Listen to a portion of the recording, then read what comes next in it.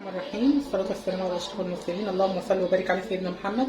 النهارده يا حبايب قلبي كده في حاجة كده قامت في دماغي إن أنا أخترعها فيلا بينا نبدأ نشوف الاختراع اللي إحنا نعمله. معايا طبعا لبن، بس الحليب طبعا أنا هقول حليب عشان بتوع الدول العربية ما يعرفوش كلمة لبن. اللبن عندهم غير الحليب. طبعا الحليب ساقع، هحط كوبايتين حليب.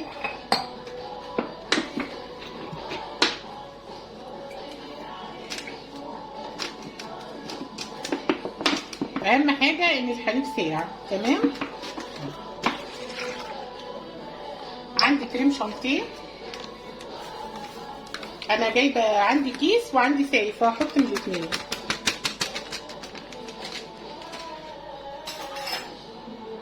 ده كريم شانتيه سايب اهو.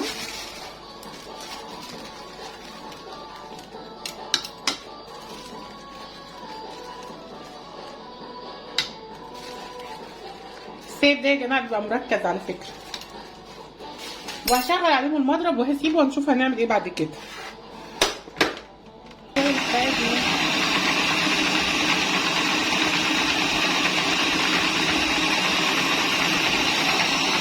كريم شانتيه يا جماعه هو بدأ ياخد القوام بتاعه اهوت. هسيبه خالص لغايه ما القوام بتاعه كمان يتقل، وتعالوا هقول لكم هنعمل ايه بعد كده. بس هقفل عشان الصوت بس. لبن، حطيت معاه كوبايه ميه. طبعا لو عايزاها ميه خالص او لبن بس عادي يعني. هنحط معلقتين نشا. انا مش عايزه القوام تخين قوي، يعني مهلبيه خفيفه. هحط معاهم معلقه سكر. طبعا في الكريم شانتيه انا حطيت كمان معلقتين سكر في الكريم شانتيه.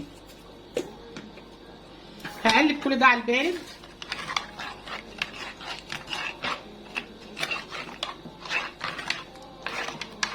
طبعا ولعنا عليه النار، هفضل اقلب فيه. انا مش عايزه، هو قوام مش عايزاه تخين.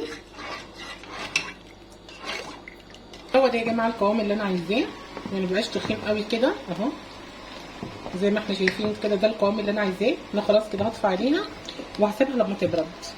انا كنت يا جماعه احط معاه جيلي، بس لقيت عندي الحمد لله في الفريزر فراوله، فقلنا نعمله حاجه طبيعيه احسن. ده يا جماعه اهوت المهلبيه. طبقه المهلبيه اللي احنا عملناها هنضيفها على الكريم شانتيه.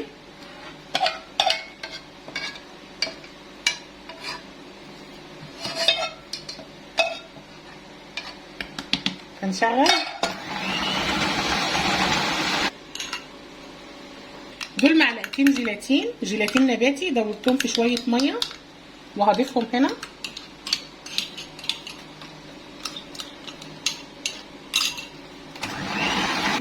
بسم الله. هاخد نص الخليط ده يا جماعه الفراوله، هو ده بيبقى قوامه.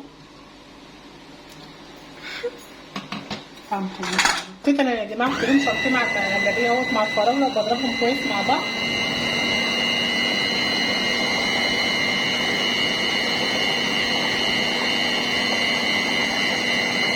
ماشي. ده كده يا جماعه خلاص. لو انتوا عايزينه بس ايس كريم فراوله هتحطوه في علبه على كده. ولو عندك، بس انا شايفه لونه كويس، مش محتاج ان انا احط له الوان طبيعيه، يعني شايفه لونه كويس جدا. هو ده ايس كريم الفراوله. بس انا مش قصه ان انا اعمله ايس كريم، لا ده انا هعمل حاجه ثانيه خالص. بس هو ده ايس كريم الفراوله. وهنحط هنا فانيليا وهضربها معاه. حطينا كيس الفانيليا وهخليه بس اضربه شويه. يا جماعه بقى معايا ايس كريم فانيليا. هو سايب لانه لسه هيدخل الفريزر، وطبعا ماده الجيلاتين هي اللي بتخليه يمسك شويه وبتخليه يمط كمان. طب لو عايزين نعمل ايس كريم شوكولاته بضيف هنا، بضيف كاكاو. ولو عندك نوتيلا، لان النوتيلا بتعزز الطعم طبعا، تحط معلقتين نوتيلا. تعالوا بقى نشوف بسم الله. طبعا انا جايبه بسكوت شاي اهوت، اي نوع تحبيه قوي، نوع متوفر عندك يعني. وبرص كده.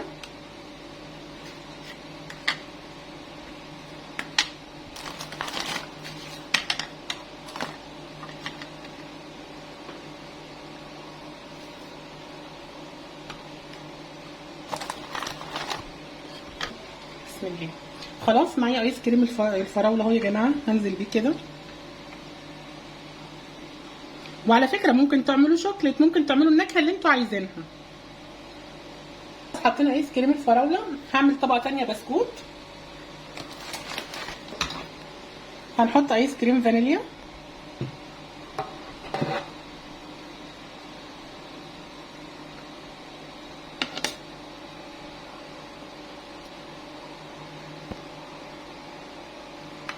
عندي كمان يا جماعه بسكوت اوريو.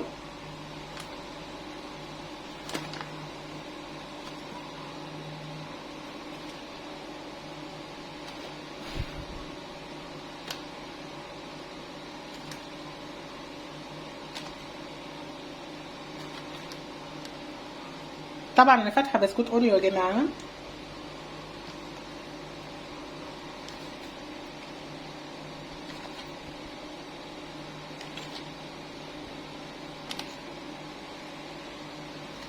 طبعا احنا لو حابين نخلي في الاخر برضو طبقه بسكوت ماشي، بس انا عيالي قالوا لا خليها لنا كده ايس كريم.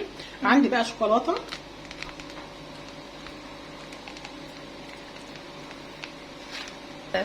دي بقى يا جماعه هسميها كيكه الايس كريم. بعد كده طبعا هدخلها الفريزر تقعد من 3 ل 4 ساعات.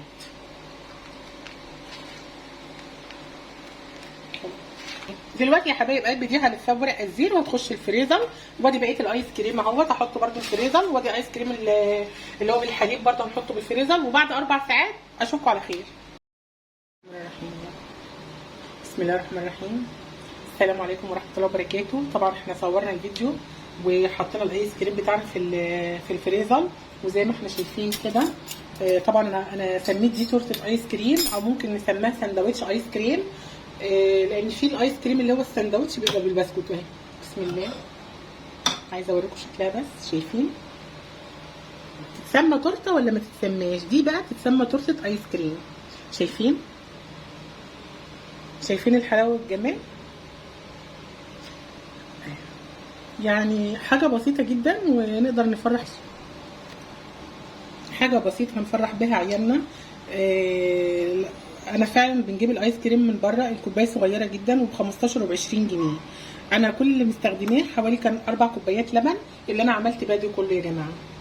عملت بيها تورته الايس كريم كده. عملنا بيها تورته الايس كريم، ثبتها. وعملنا بيها اللي اتبقى اهوت ده ايس كريم فانيليا، وفي ايس كريم فراوله.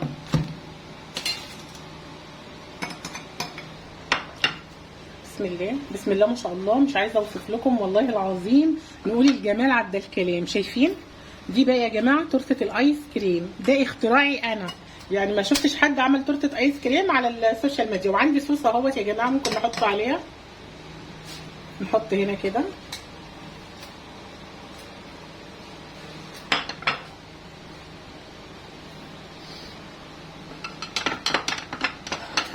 بسم الله.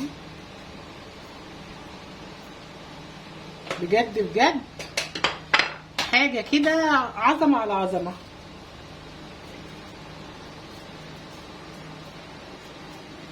حاجه بسيطه يا جماعه هتفرح عيالنا. هقول المقادير في نهايه الفيديو مره تانية. انا كل اللي مستخدماه كريم شانتيه شارياه من اللي هو الاكياس يا جماعه، بتبقى مش حلوه قوي زي اللي هو الكريم شانتيه الفرد، بيبقى فعلا جميل جدا. مستخدمه كريم شانتيه، حليب، مستخدمه بسكوت اوريو للتزويق. طبعا لو مش عندك اوريو مش مشكله، يعني باقل التكاليف اي نوع بسكوت عندك هو ده اللي انا مستخدماه. اي نوع بسكوت عندك، مش شرط بسكوت غالي، لا اي نوع بسكوت ممكن تستخدميه. ويا رب الفيديو بتاعنا يكون عجبكم. وشايفين ده الايس كريم برضه اهوت. شايفين يا جماعه، شايفين حاجه جميله ازاي. طبعا الصوص اللي انا عاملاه يا جماعه دوت، الصوص اللي انا حطيته ده صوص انا جايباه جاهز. يلا اشوفكم في فيديو قادم ان شاء الله. يا رب الفيديو يكون عجبكم، وجربوا الايس كريم بتاعي وتورته الايس كريم هتعجبكم قوي. كل سنه وانتم طيبين. بسم الله الرحمن الرحيم. ده يا جماعه الايس كريم اللي انا عاملاه. هنزل الطريقه طبعا على قناتي فتابعوها وتابعوا الطريقه، وان شاء الله هتعجبكم. طريقه مش مكلفه جدا ولا فيها تكلفه جامده ولا حاجه، بالعكس طريقه بسيطه جدا. تابعوني على قناتي وهنزل الوصفه ان شاء الله على القناه.